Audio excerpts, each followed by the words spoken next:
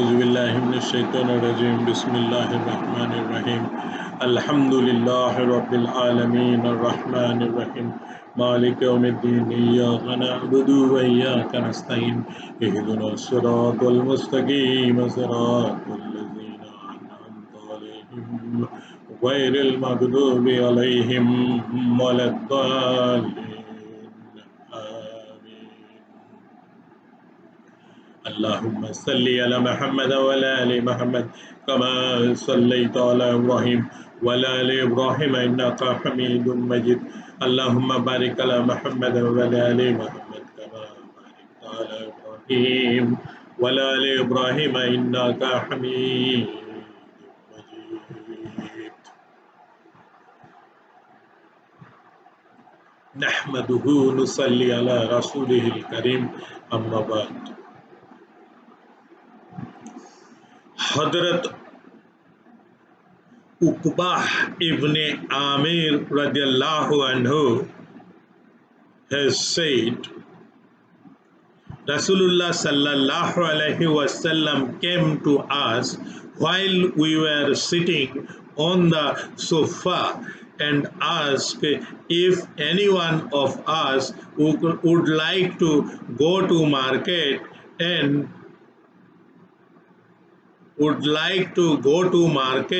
of But-haan or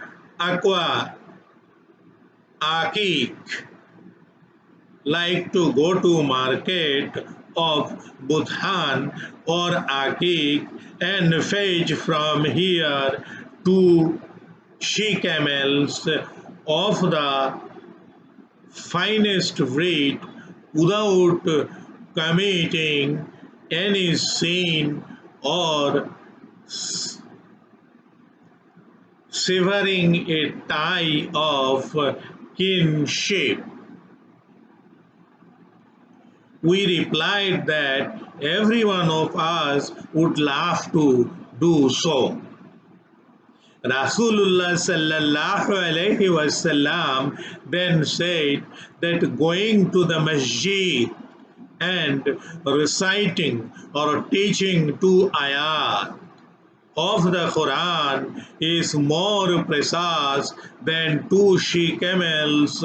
3 ayat are most precise than the 3 she-camels, and that similarly reciting or teaching of 4 ayat is better than 4 she-camels and an equal number of camels. Suffah is the name of a particular raised platform.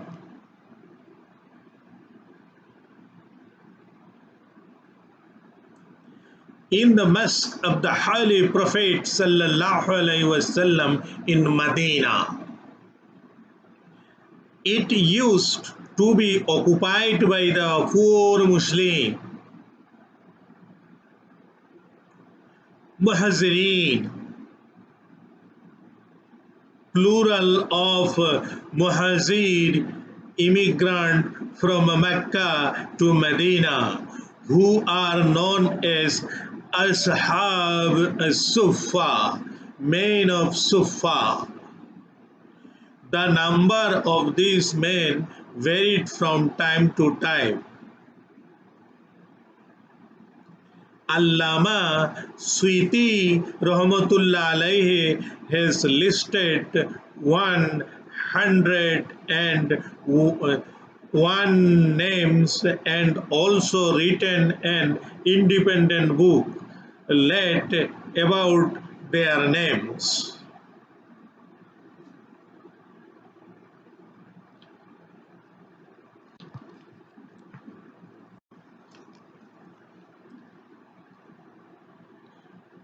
But-haan and Aqeeq were the 2 marketplaces for camels near Medina.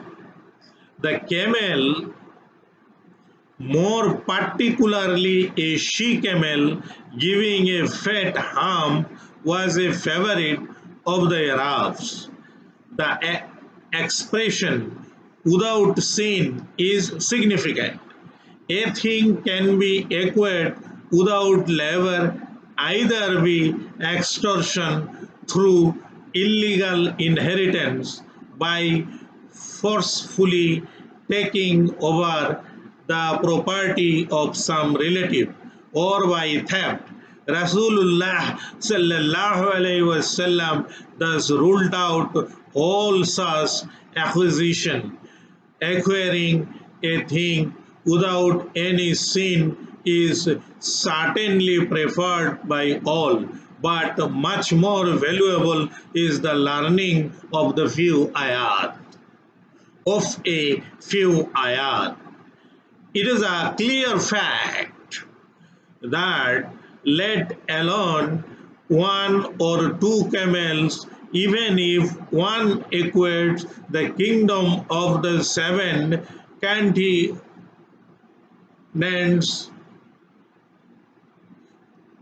continents, one will be forced to leave it.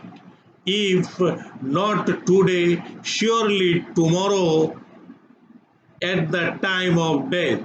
But the reward of one ayat will be everlasting. We see even in this life that a man feels happier when he is given only 1 rupee without the condition or returning it, rather than if he is given 1000 rupees for keeping in his safe custody for a while only. In the latter case, he is merely burdened with a trust without getting any benefit out of it. In fact, this hadith implies an admonition not to compare something temporarily with something eternal. Whether in action or at rest, a man should consider if his efforts are being wasted on acquiring the temporary gains of this world or are directed towards achieving the everlasting ones. Woe be to the waste of effort for which we earn eternal misery. The last phrase of the hadith, superior to an equal number of camels. One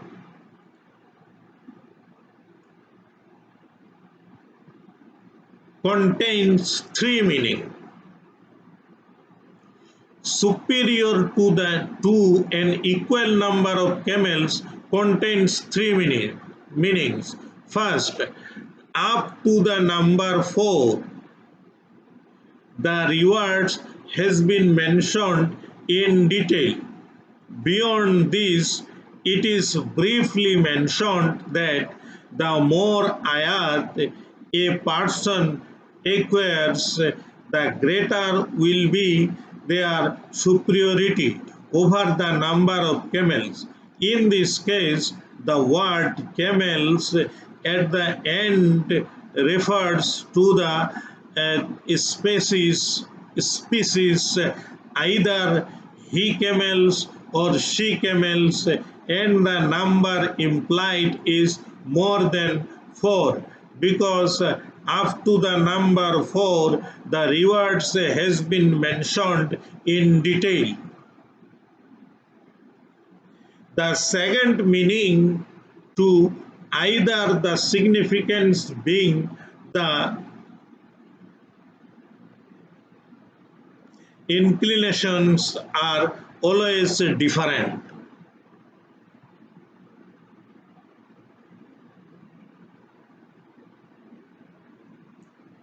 Some are found of she-camels.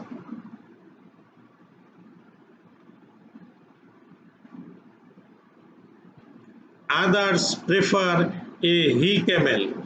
Therefore, Rasulullah Sallallaho has used this expression to signify that every ayat is superior to a she-camel, and if one prefers a he-camel, an ayat is also superior to a he-camel. The third meaning is that the numbers mentioned are the same as referred to before and not more than four.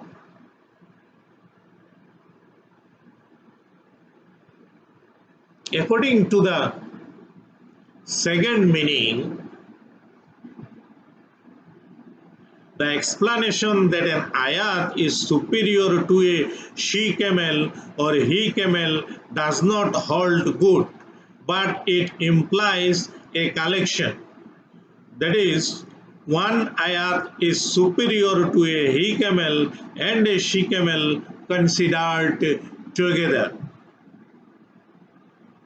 A likewise And likewise, every ayat is superior to the combination of an equal number of he-camels and she-camels.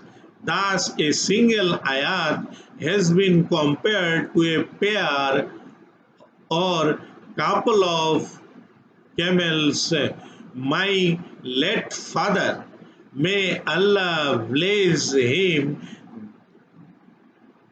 grave with divine light, has preferred the latter interpretation because it points to a superior virtue. Here, my father is the writer of this book. This, however, does not mean that the reward of an ayat can be equal to a camel or two camel. All this is for inducement and illustration. It has been clearly written before that an ayat whose reward is permanent and enduring is superior and preferable even to a kingdom over the seven continents, which is bound to disintegrate.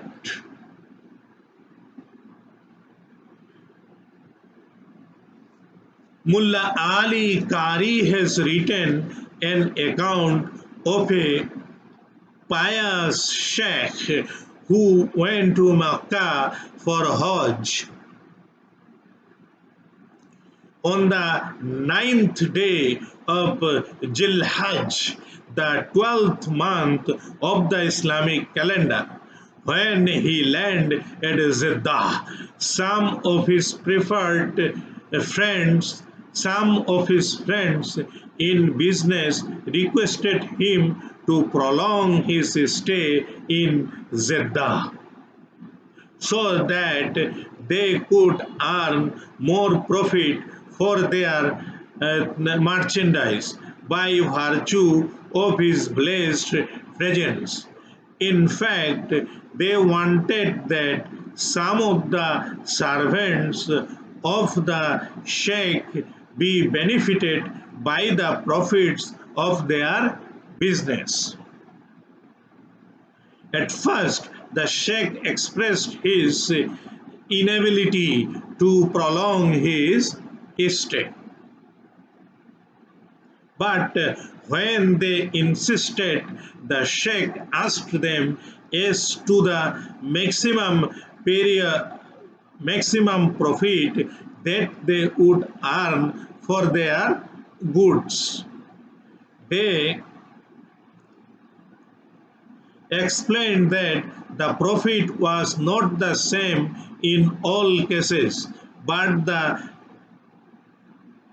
but the maximum that they could expect was 100%. This sheikh said, "You have taken all this trouble for such a petty gain, for such an insignificant gain.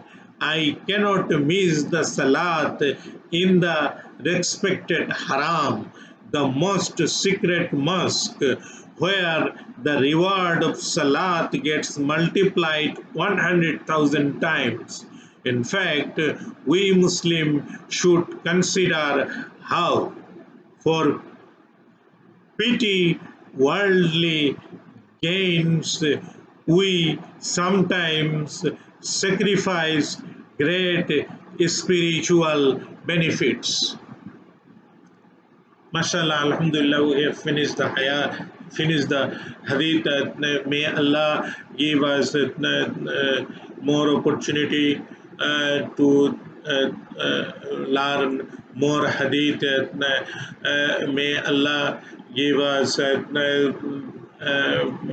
the knowledge to understand this hadith and amal this hadith. ربنا آتنا في الدنيا حسنة وفي الآخرة حسنة وقنا عذاب النار ربنا ظلمنا أنفسنا وإن لم تغفر لنا وترحمنا لنكونن من الخاسرين رب ارحمهما كما ربياني صغيرا رب ارحمهما كما ربياني صغيرا سبحان ربك رب العزة عما يصفون السلام على المرسلين والحمد لله رب العالمين محمد